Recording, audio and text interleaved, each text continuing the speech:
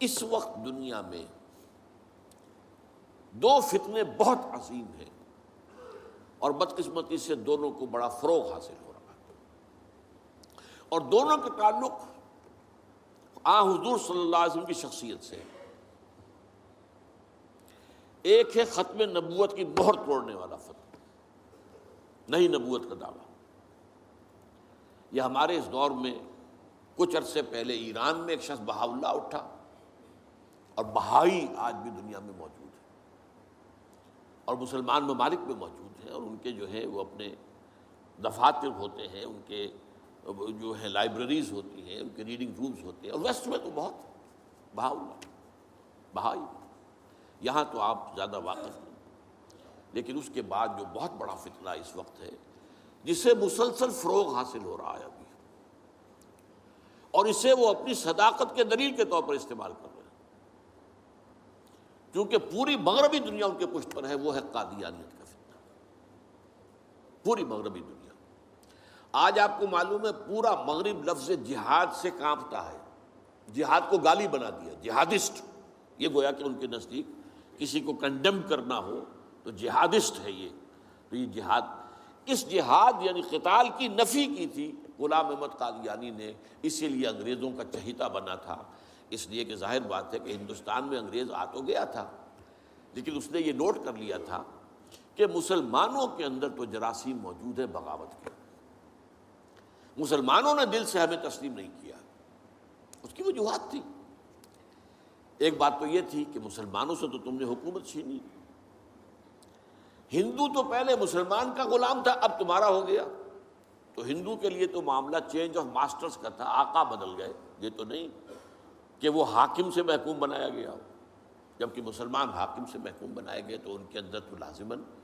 ایک بدلہ لینے کا جذبہ، انتقام کا جذبہ، اپنا کھویا ہوا مقام حاصل کرنے کا جذبہ جو ہے وہ موجود تھا۔ چنانچہ یہی وجہ ہے کہ حضرت سید احمد شہید بریلوی رحمۃ اللہ علیہ کی تحریک چلی، اگرچہ بہرحال مشیت ایز دی، اور کچھ ان کی بھی اجتہادی غلطی سے وہ ناکام ہو گئے، دنیاوی اعتبار سے بالا کوٹ میں شہید ہو گئے، لیکن یہ ہے کہ اس نے ایک سور پھونک دیا تھا مسلمانوں کے اندر جہاد کا۔ ان کے بعد بھی طویل عرصے تک اس علاقے کے اندر انگریزوں کے خلاف جو ہے وہ جہاد جاری رہا ہے، مسلسل جاری رہا ہے۔ اور اس کے بعد آپ کو معلوم ہے کتنے ہی علماء تھے جو پھانسی چڑھائے گئے ہیں، جن کو جو ہے کالا پانی بھیجا گیا ہے کہ علماء نے اس کو جو ہے دارالحرب قرار دے دیا، اور دارالحرب کے اندر رہتے ہوئے مسلمان کے لیے فرض ہوتا ہے کہ وہ اس دارالحرب کو جو دارالاسلام بنانے کی جدوجہد کرے۔ یہی وجہ ہے کہ 20ویں صدی کے آغاز تک بھی ہمیں سراغ ملتا ہے وہ ریشمی رومال کی تحریک۔ میرے نزدیک جو 14ویں صدی ہجری کے جو مجدد تھے حضرت شیخ الہند رحمۃ اللہ علیہ اسیر مالٹا، ان کی ریشمی رومال تحریک جو تھی وہ یہی تھی، ایک تدبیر تھی، بہرحال وہ نہیں چلی، ناکام ہو گئی، یہ دوسری بات ہے۔ تدبیر یہ تھی کہ ادھر ترکوں سے کہا جائے اس وقت تک ابھی خلافت عثمانیت باقی تھی، یہ تو 1924 میں ختم ہوئی ہے، اور یہ میں بات کر رہا ہوں 1915 کی، کہ وہاں کسی کو بھیجا جائے کہ ادھر سے ترک جو ہے وہ حملہ آور افواج آئیں، اور ادھر افغانستان بھیجا جائے کسی کو، وہاں سے افغانستان سے مسلمان حملہ کریں، اور ادھر اندر سے ہم بغاوت کریں تو انگریز کو یہاں سے اٹھا کر پھینک دیں۔ لیکن بات جو تھی، پھر میں کہوں گا مشیت ایسی کا بھی معاملہ ہوتا ہے۔ حضرت شیخ الہند خود گئے تھے ترکی سے مدد لینے کے لیے، پہلے وہاں حجاز گئے، اس لیے کہ حجاز میں ابھی مدینہ منورہ میں ترک گورنر موجود تھا، ابھی جو ہے وہ شریف حسین جو تھا جس نے بغاوت کی تھی ترکوں کے خلاف، مکے پر تو اس کا قبضہ تھا، مدینے پر نہیں تھا، تو وہاں گورنر جو ہے ترکی کے خلافت عثمانیہ کے موجود تھے، ان سے ملاقات کی اور آگے جانے کا فیصلہ بھی تھا۔ لیکن اسی اثناء میں مخبری ہو گئی، اور شریف حسین والی مکہ نے، جس کی یہ نسل ابھی تک چل رہی ہے، یہ جو اردن کا بادشاہ بیٹھا ہوا ہے، یہ اسی کا پڑ پوتا سمجھ لیجئے، یا پڑ پوتا یا سگڑ پوتا، یہ وہ نسل ہے ہاشمی، ہاشمائٹ۔ تو اس نے حضرت شیخ الہند کو گرفتار کر کے اور چاندی کی تشتری میں رکھ کر انگریز کو پیش کر دیا، یہ آپ کا باغی یہاں پر آ کر اور آپ کے خلاف سازشیں کر رہا ہے۔ اور دیکھیے انگریز انہیں کہاں لے گیا، مالٹا، میڈیٹرینین سی کا ایک جزیرہ، بحیرہ روم کا، آخر ہندوستان میں بھی تو واپس لا سکتا تھا، ہندوستان کی کسی جیل میں نہیں۔ اقبال کے نفس سے ہے لالے کی آگ تیز، ایسے غزل سرا کو چمن سے نکال دو، تو وہاں رکھا ہے انہیں 4 سال وہاں پر وہ، اور ٹی وی جو ہے وہ اپنی آخری حد کو پہنچی ہے تو چھوڑا ہے کہ ہماری اگر قید کے اندر یہ انتقال ہو گیا ان کا تو پھر طوفان اٹھ جائے گا۔ تو ایک فتنہ تو یہ ہے جو ختم نبوت کا، چونکہ اس قتال کے خلاف فتویٰ دیا تھا، دین کے لیے حرام ہے اب دوستو قتال فی سبیل اللہ ختم ہو گیا، لہذا انگریزوں نے ان کا چہیتا بنا، ان کے فتنے آج بھی پورا ویسٹ جو ہے، یورپ میں، امریکہ میں، انگلینڈ میں آج کل ان کا مرکز ہے، اور ان کے خطبے جو ہیں، اس کے امام جو کہلاتا ہے خلیفہ، وہ آپ کو معلوم ہے کہ وہ سیٹلائٹس کے اوپر جو ہے وہ نشر ہوتا ہے۔ دوسرا فتنہ جو ہے، جو اپنی تاثیر کے اعتبار سے اس پہلو سے اس سے بھی زیادہ خطرناک ہے کہ وہ زیادہ پھیل رہا ہے اور اس کا ادراک اور احساس نہیں ہے۔ ختم نبوت کا معاملہ تو ایسا ہے جو اتنا واضح ہے، کسی کا نبوت کا دعویٰ کرنا اتنا واضح ہے کہ ہر مسلمان سمجھ لے گا کہ واقعی وہ تو دائرہ اسلام سے خارج ہو گئے، اور جو اسے مانے وہ دائرہ اسلام سے خارج۔ چنانچہ یہ فیصلہ جو ہے ہمارے ہاں آپ کو معلوم ہے، سرکاری سطح پر، حکومتی سطح پر، ریاست کی سطح پر، پارلیمنٹ نے طے کیا کہ قادیانی خواہ وہ ربوائی ہے اصل قادیانی، خواہ وہ لاہوری ہے جو لاہوری احمدی اپنے آپ کو کہتے ہیں، وہ دونوں دائرہ اسلام سے خارج ہیں۔ لیکن یہ دوسرا فتنہ وہ ہے کہ جو اندر ہی اندر جیسے دیمک جو ہے لکڑی کو کھا جاتی ہے، ان کا یہ فتنہ ہے انکار حدیث کا فتنہ۔ قرآن مانیں گے، قرآن کو سمجھیں گے، حدیث ہاں ٹھیک ہے، حدیث اپنی جگہ ہے، اس میں اخلاقی تعلیمات جو ہیں ان کو ہم سر سے سینے سے لگائیں گے، لیکن مطاع جو ہے حضور کی ذات صرف اپنے زمانے کے لیے تھی، بات کے لیے نہیں۔ میں نے جو آج آپ کو آیات سنائی تھی، قل اطیعوا اللہ واطیعوا الرسول، اے نبی کہہ دیجئے اطاعت کرو اللہ کی اور اطاعت کرو رسول کی صلی اللہ علیہ وسلم۔ فَإِن تَوَلَّوْا، پھر اے نبی اگر یہ پیٹھ موڑ لے، فَإِنَّمَا عَلَيْهِ مَا حُمِّلَ وَعَلَيْكُمْ مَا حُمِّلْتُمْ، تو ان سے کہہ دیجئے، انہیں یہ بات بتا دیجئے کہ جو ذمہ داری ہم نے ڈالی اپنے رسول پر وہ اسی کے مسئول ہوں گے، جو ذمہ داری تم پر پڑی ہے اس کے مسئول تم ہوگے۔ وَإِن تُطِيعُوهُ تَهْتَدُوا، اور اگر تم ان کی اطاعت کرو گے تبھی تم ہدایت پر ہوگے۔ دوسرا سورۃ تغابن کی آیت میں نے آپ کو سنائی تھی، وَأَطِيعُوا اللَّهَ وَأَطِيعُوا الرَّسُولَ فَإِن تَوَلَّيْتُمْ فَإِنَّمَا عَلَىٰ رَسُولِنَا الْبَلَاغُ الْمُبِينُ،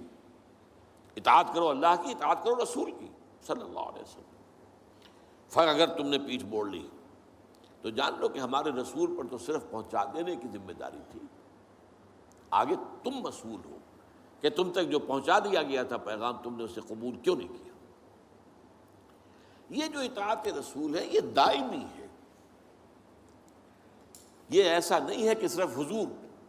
اس کے لیے الفاظ استعمال کر دیتے ہیں۔ وہ مرکز ملت اپنے دور میں، اپنے زمانے میں مرکز ملت تھے محمد صلی اللہ علیہ وسلم، لہٰذا امیر جماعت کی حیثیت سے، امیر ملت کی حیثیت سے ان کا حکم مانا جانا ضروری تھا۔ لیکن آئندہ تو جو بھی امیر ہوگا، جو بھی مرکز ملت ہوگا، جو بھی حکومت بنے گی، جو بھی مسلمانوں میں حاکم ہوگا، ان کی اطاعت فرض ہے۔ اور یہ فتنہ اس تیزی سے پھیلا ہے، اس تیزی سے پھیلا ہے، اس لیے کہ شریعت کی بہت سی پابندیاں ان لوگوں نے اسی حوالے سے حدیث کو اٹھا کر پھینک دیا۔ پردہ کوئی شے نہیں ہے، کوئی خاص شے نہیں ہے، پردہ جو ہے یہ تو ایک خاص دور کا کلچر تھا بس۔ اب قرآن مجید کی آیات کی جو ہے وہ غلط تعویلیں کر رہے ہیں، ترجمے غلط کر رہے ہیں۔ اب عام آدمی جو ہے، عام جدید تعلیم یافتہ آدمی جو ہے، اسے کہاں عربی کا پتہ ہے، وہ اسے کہاں پتہ چلتا ہے کہ یہ جو آیت کا ترجمہ کیا جا رہا ہے یہ غلط کیا جا رہا ہے، ٹیڑھا کیا جا رہا ہے۔ یہی آیات کے ترجمے میں تحریف قادیانیوں نے کی ہے۔ ان کا ایک عام مبلغ اور ان کے زیر اثر کوئی شخص آئے آپ سے بات کرے، آپ ہکا بکا رہ جائیں گے، وہ آیتوں پر آیتیں پیش کرے گا، لیکن ترجمے اس کے غلط کر رہے ہیں۔ آخر وہی آیتیں ہیں جو 1400 برس تھے مسلمان جو ہیں صحابہ سے لے کر اور ہمارے دور تک علماء پڑھتے آئے ہیں، ان کا ترجمہ انہوں نے کیا۔ تو یہاں پر بھی یہ ہے کہ وہ تعویلیں غلط کرتے ہیں، اور ایسی ایسی تعویلیں کہ ذرا سے بھی عقل اگر ہوتا کیا ہے، انسان کی مت ماری جاتی ہے۔ کسی خاص معاملے میں آپ کسی شخص سے متاثر ہو گئے، اب اس کی ہر بات آپ قبول کرتے جائیں گے، اس پر جو ہے تنقیدی نگاہ نہیں ڈالیں گے، یہ کمزوری ہے۔ چنانچہ ایسی ایسی تعویلیں بھی ہیں کہ یہ قرآن مجید میں جو آیا ہے کہ چور مرد ہو یا عورت ہو کے ہاتھ کاٹ دیے جائیں، اس کا مطلب ہاتھ کاٹنا نہیں ہے، تو مولویوں نے خامخواہ غلط بات سمجھی ہے، تو بڑا وحشیانہ فعل ہے۔ اس کا مطلب یہ ہے ہاتھ کاٹ دو، جیسے کہ کبھی والدین کہتے ہیں اپنے بیٹے، بیٹے تم نے تو ہمارے ہاتھ کاٹ دیے، یعنی کوئی معاملہ ایسا ہے کہ تم نے ایسی بات کر دی ہے کہ اب ہمارے پاس کچھ نہیں رہا، کوئی چارہ کاری نہیں، تو گویا کہ تم نے ہمارے ہاتھ کاٹ دیے۔ تو ایسا معاشرہ پیدا کر دو کہ چوری کی ضرورت ہی نہ ہو، بس یہ ہے ہاتھ کاٹ دینا، معاذ اللہ۔ حالانکہ قرآن مجید اس کے بعد کہتا ہے جزاء لما کسبا نکالا من اللہ، یہ جو سزا ہے اللہ کی طرف سے اور ان کے کیے کا کرتوت کا بدلہ ہے، یہ بات کہی جا رہی ہے۔ تو یہ جو ہے ایسا نظام قائم کر دینا، یہ کوئی سزا ہے، یہ کوئی عبرت کی بات ہے، یہ تو بہت اچھی بات ہے۔ لیکن یہ کہ وہ لوگ جو پرویز غلام احمد پرویز، عجیب بات یہ ہے کہ پنجاب نے یہ دو غلام احمد پیدا کیے، غلام احمد قادیانی، غلام احمد پرویز، ایک نے مہر ختم نبوت کو توڑا اور ایک نے حدیث کے بارے میں اور مستقل طور پر سنت رسول کو شریعت کے بنیاد ہونے کی حیثیت سے چیلنج کر دیا۔ اور یہ فتنہ میں آپ سے عرض کر رہا ہوں، آج چونکہ جیسے قادیانیوں کو پوری مغرب کی سپورٹ ہے، ایسے اس فتنے کو بھی، کیونکہ وہ کلیش آف سویلائزیشن میں اسلامی تہذیب کو ختم کرنے کے درپے ہو گئے ہیں، اور اسلامی تہذیب کا اور شریعت کا دار و مدار اکثر و بیشتر تو حدیث پر ہے، سنت پر ہے، لہٰذا وہ دین کی جڑ کاٹنے کے لیے یہ جو انکار حدیث کا فتنہ، یہ استخفاف حدیث کا فتنہ ہے، اس کو سپورٹ کر رہے ہیں۔ اور رینڈ کارپوریشن کی جو سفارشات ہیں ان میں شامل تھا یہ کہ ایسے ماڈرنسٹ کہ جو اسلام کی ایسی تعبیریں کریں جو ہماری تہذیب کے ساتھ مماثل ہو جائیں، تو ان کو سپورٹ کیا جائے اور انہیں خاص طور پر الیکٹرانک میڈیا پر انہیں ایکسپوجر دیا جائے، اور آج یہ ہو رہا ہے پاکستان میں بڑے پیمانے پر۔ تو یہ جو ہے اس اعتبار سے آج زیادہ ضرورت ہے کہ ہم حدیث نبوی کا مطالعہ کریں، تاکہ اس کی عظمت جو ہے وہ ہمارے دلوں میں جاگزیں ہو جائے، اور حضور صلی اللہ علیہ وسلم کے ساتھ ایک محبت کا اشتوا جو ہے رشتہ مضبوط ہو جائے۔